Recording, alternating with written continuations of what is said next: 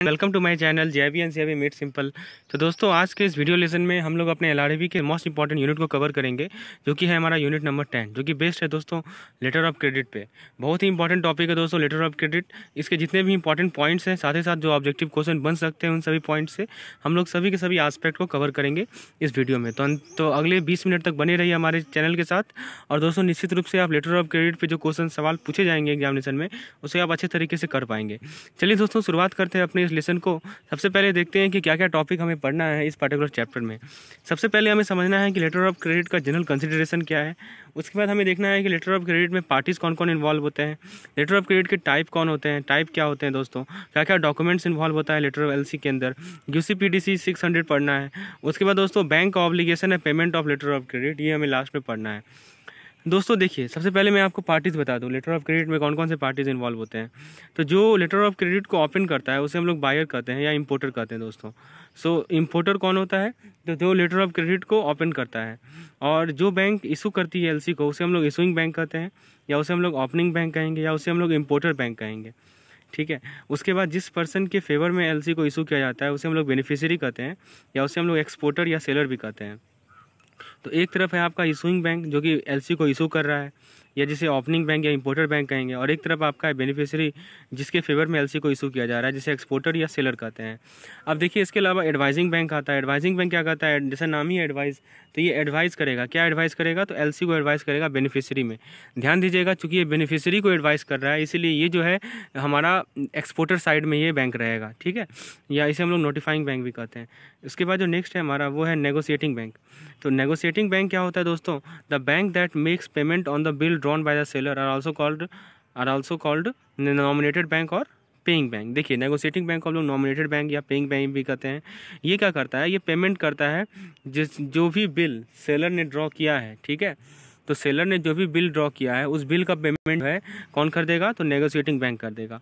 अब एक है हमारा कन्फर्मिंग बैंक। ये क्या करता है? Advising advising bank which is when it also confirm the credit. तो एक तरह का एडवाइजिंग बैंक की तरह काम करता है जब ये क्रेडिट को कन्फर्म करेगा।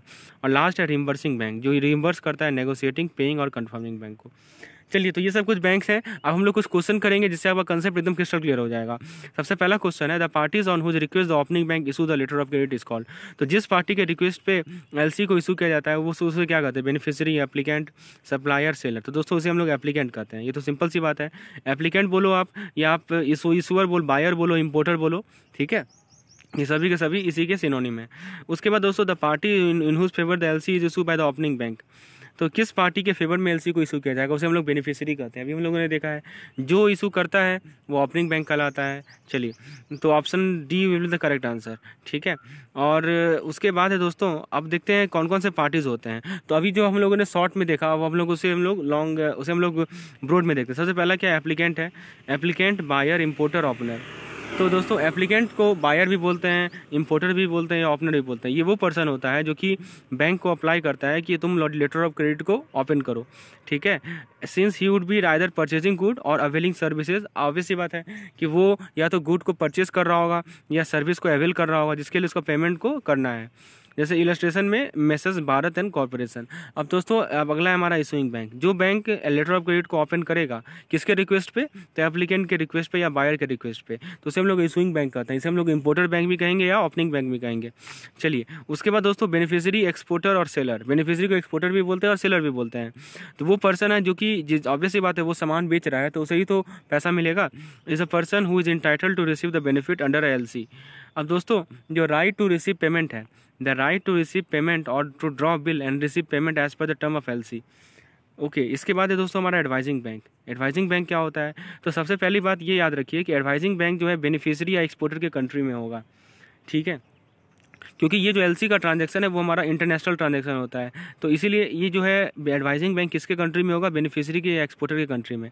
अब होता क्या है, ये करता क्या है? Through which the letter of credit is advise to beneficiary. तो ये एडवाइजिंग बैंक क्या करता है कि एलसी को एडवाइस करता है किसे? बेनिफिशियरी को। ये क्या करता है? It only forwards the LC to beneficiary. ये एलसी को फॉरवर्ड कर दिया बेनिफिशियरी को, thereby enabling the beneficiary to rely on it authenticity and genuineness. The advising bank is also sometime called notifying bank. तो advising bank केवल LC को forward कर देगा बेनिफिशियरी को, जिसके कारण बेनिफिशियरी जो है रिलाई कर सकेगा ऑथेंटिसिटी पे और जेन्युइननेस पे, ठीक है। उसके बाद दोस्तों है हमारा नेगोशिएटिंग बैंक। तो ये भी हमारा बेनिफिशियरी का एक कंट्री का ही पार्ट है। ये क्या करता है, बिल का नेगोशिएशन करता है। नेगोशिएशन का मतलब क्या होता है, पेमेंट करता है, ठीक है। जो भी बिल सेलर ने ड्रॉ किया है, ठीक है, और देखिए डॉक्यूमेंट को ये एक्सेप्ट करेगा और इसका पेमेंट दे देगा। किसे पेमेंट दे देगा, तो एक्सपोर्टर को, सेलर को पेमेंट दे देगा। यदि LC, if the LC specify a bank, then a bank is a negotiating bank and also called nominated bank. यदि मान लीजिए कोई एलसी में लिखा हुआ है कि यही बैंक है, तो वो बैंक को हम लोग क्या कहेंगे, नॉमिनेटेड बैंक या पेइंग बैंक कहेंगे। If the LC however does not specify bank, यदि मान लीजिए एलसी में कोई बैंक नहीं लिखा हुआ है, तो कोई भी बैंक नेगोशिएटिंग बैंक हो सकता है, ठीक है। कोई भी बैंक नेगोशिएटिंग बैंक हमारा हो सकता है। Since the issuing bank open invitation contain the credit is an offer. अब दोस्तों आपके सामने कुछ क्वेश्चन है। The bank that issue the letter of credit, तो कौन इशू करता है, उसे हम लोग ओपनिंग बैंक कहते हैं, इंपोर्टर बैंक कहते हैं। तो ऑप्शन सी करेक्ट होगा, ठीक है। और इसके बाद क्या कहता है, the one that hand over the LC to beneficiary after verification of it apparent authenticity. हाँ, तो अब देखिए एलसी ने इशू किया, एलसी इशूइंग बैंक ने इशू किया, उसने एलसी को दे दिया एडवाइजिंग बैंक के पास। अब एडवाइजिंग बैंक क्या करेगा, उसके अथेंटिसिटी को वेरीफाई करेगा और फिर वो हैंड ओवर कर देगा किसी बेनिफिशियरी को। तो ये काम होता है हमारा किसका, एडवाइजिंग बैंक का। और जो पेमेंट करता है बैंक, उसे हम लोग कहते हैं नेगोशिएटिंग बैंक। समझ रहे हैं बात को, चीज़ें आपको क्लियर हो रही होंगी। और जो ओपनिंग बैंक को गारंटी देता है बैंक, उसे हम लोग कहते हैं कन्फर्मिंग बैंक। तो कन्फर्मिंग बैंक किस तरफ होगा बताइए, ओपनिंग बैंक की तरफ होगा, यानी कि इंपोर्टर की तरफ होगा। और हमारा एडवाइजिंग बैंक और जो हमारा नेगोशिएटिंग बैंक है वो किस तरफ होगा, तो एक्सपोर्टर की तरफ होगा।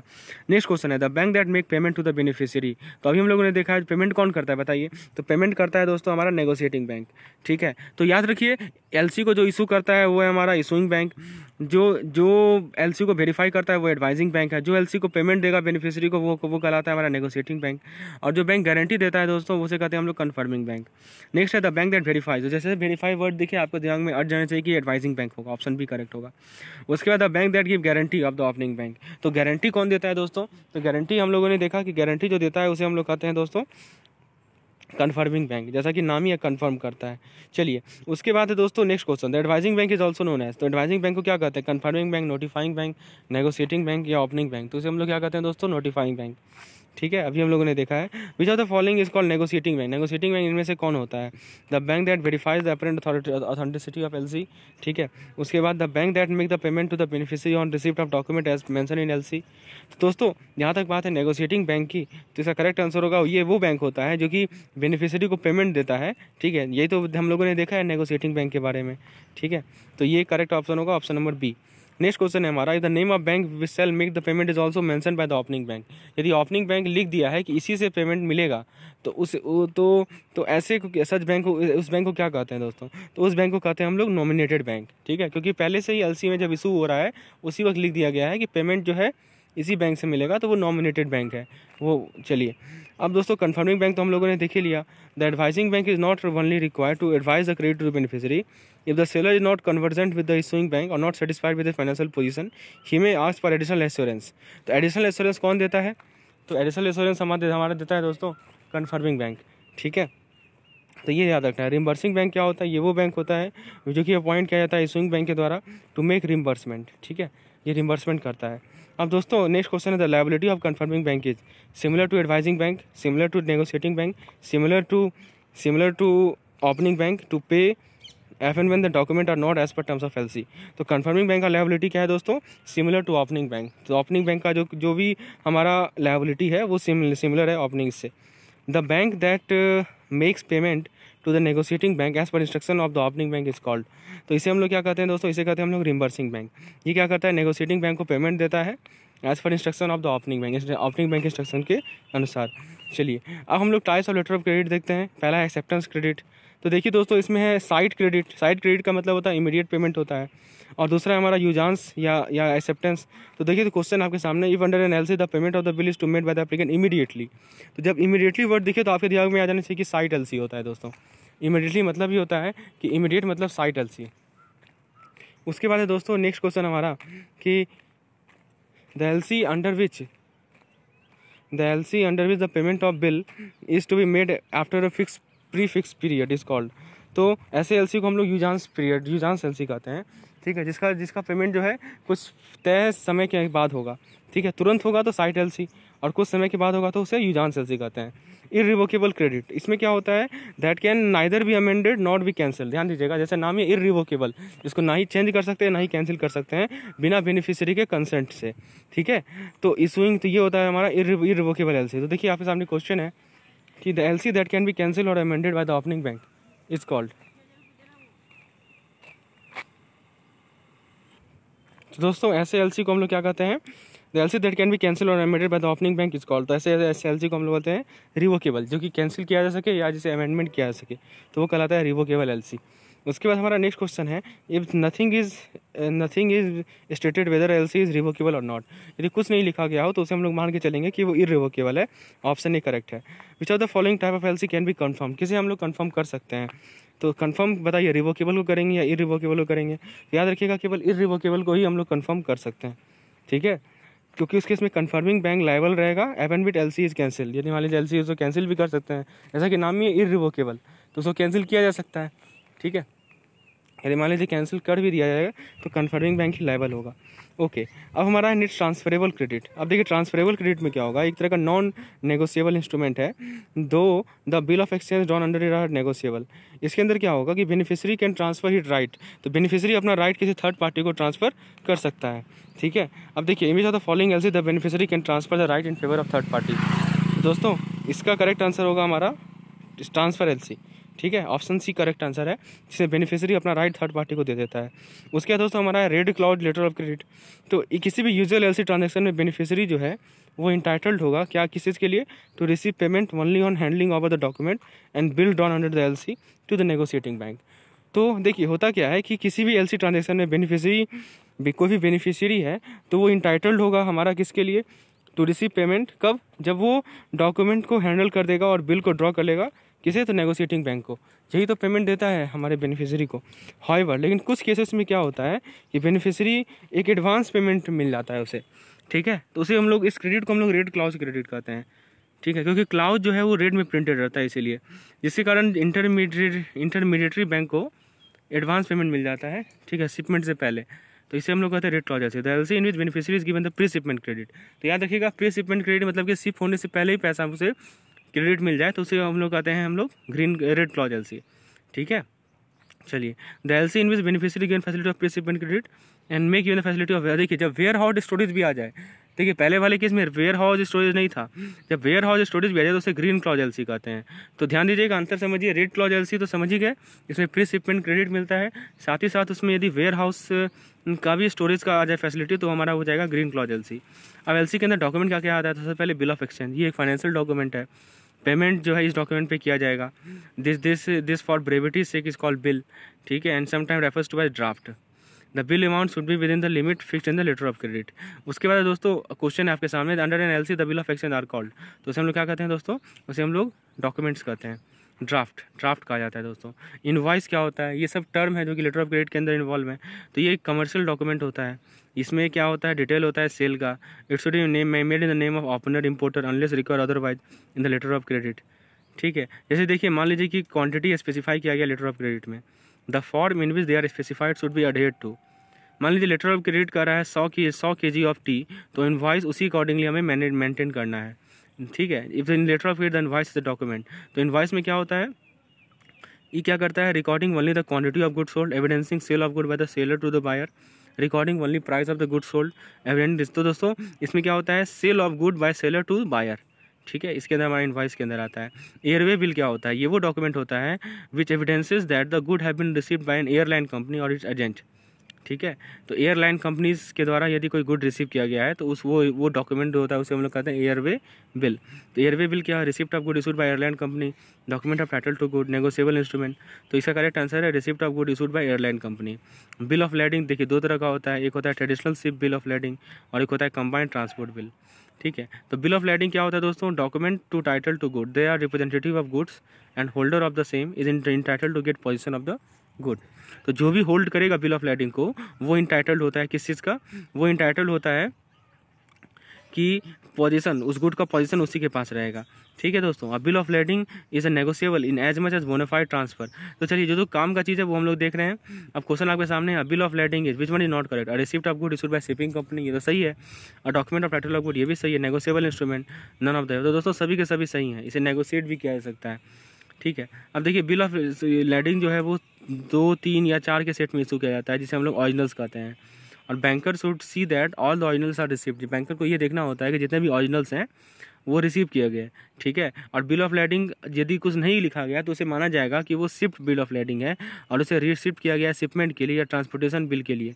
ठीक है, क्योंकि शिफ्ट बिल का मतलब होता है कि all goods have been taken on board of specified ship and the journey has commenced while in case of receive और शिपमेंट बिल।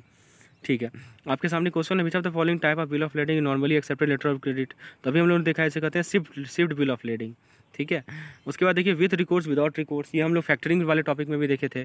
इसमें क्या होता है कि जब बेनिफिशियरी कोई बिल को ड्रॉ कर रहा होता है किसी भी एलसी के अंदर, तो वो लायबल होता है नेगोशिएटिंग बैंक के अंदर, वो उसके लिए लायबल है। यदि मान लीजिए ड्रॉई पेमेंट नहीं दिया, इम्पोर्टर पेमेंट नहीं दिया, ठीक है, तो कौन लायबल है? तो हमारा बेनिफिशियरी लायबल है। ठीक है, तो in other word the liability is extinguish only on drawee making the payment. तो जो लायबिलिटी है वो कब चला जाएगा? जब ड्रॉई जो है पेमेंट कर दे। तो LC for this kind of bill is called with records. तो ऐसे बिल को क्या कहते हैं कि क्या कहते हैं हम लोग? विथ रिकॉर्ड्स कहते हैं। तो क्वेश्चन आपके सामने, the LC in which beneficiary not liable. तो जिस एलसी में बेनिफिशियरी लायबल नहीं होता है, if the document dishonoured bye the opening bank, तो इसे क्या कहते हैं दोस्तों? Without records. तो यदि मान लीजिए ओपनिंग बैंक ने डॉक्यूमेंट को डिसऑनर कर दिया, ठीक है, और ये नेगोशिएटिंग बैंक ने इसे नेगोशिएट किया, तो बेनिफिशियरी लायबल नहीं होगा। लेकिन विथ रिकॉर्ड्स वाले केस में बेनिफिशियरी क्या होगा? लायबल होगा। ठीक है, अब देखिए क्वेश्चन है, if the document submitted by the beneficiary are not as per terms of LC. तो ऑब्वियस सी बात है, यदि टर्म्स ऑफ एलसी के अकॉर्डिंग डॉक्यूमेंट नहीं रहेगा, ठीक है, तो वो क्या करेगी? नेगोशिएटिंग बैंक उसे एक्सेप्ट ही नहीं करेगी। अब दोस्तों यूसीपीडीसी का कुछ नियम मैं आपको बता दूं, जो तो इंपॉर्टेंट नियम है। ठीक है, तो देखिए सबसे पहले क्या कहा गया है कि reduction in number of article. पहले 49 आर्टिकल होते थे, अब हो गए 39। अब देखिए नया डेफिनेशन लाया गया इंटरप्रिटेशन का। ठीक है, न्यू आर्टिकल्स लाया गया इस पर। और देखिए दोस्तों, जो रीजनेबल टाइम एक्सेप्टेंस या रिफ्यूजल ऑफ डॉक्यूमेंट का, उसे 5 दिन कर दिया गया। और नया प्रोविजन लाया गया discounting of deferred payment credit का। और लास्ट है दोस्तों, definitive descriptor of negotiation as purchase of draft of document. अभी हम लोगों ने देखा है कि यूसीपीडीसी में जो नेगोशिएटिंग बैंक है उसको पीरियड कितना मिलता है? तो वो 5 दिन मिलता है, 5 वर्किंग डेज, 5 बैंकिंग डेज। ध्यान दीजिएगा दोस्तों, एक होता है हमारा वर्किंग डेज और एक होता है हमारा बैंकिंग डेज। तो यहाँ पे है दोस्तों 5 बैंकिंग डेज का समय मिलता है। इसे या तो आप एक्सेप्ट करो या उसे आप रिफ्यूज़ करो। दोस्तों which are the following not correct in connection with UCPDC 600। तो ये जैसा आप देख लीजिए, तो करेक्ट आंसर होगा इसका डी। तो दोस्तों ये था हमारा एलसी का टॉपिक। वैसे तो एलसी बहुत ही बड़ा टॉपिक है, जब हम लोग सीआईबी की प्रिपरेशन करेंगे तो वहाँ पे हम लोग एलसी को डिटेल में से न्यूमेरिकल भी करेंगे। फिलहाल एलसी पे एक क्वेश्चन आपसे पूछा जाता है जो कि रहता है दोस्तों केस स्टडी टाइप का, जिसमें लिमिट्स पूछा जाता है, लिमिट्स निकालना। तो उसका ही वीडियो हमारे चैनल पे अवेलेबल है, जिसका लिंक मैं आपको डिस्क्रिप्शन में दे देता हूँ। दोस्तों लेसन यदि पसंद आया हो तो एक लाइक ज़रूर कीजिएगा, चैनल को सब्सक्राइब कीजिए और इसे शेयर कीजिए। धन्यवाद।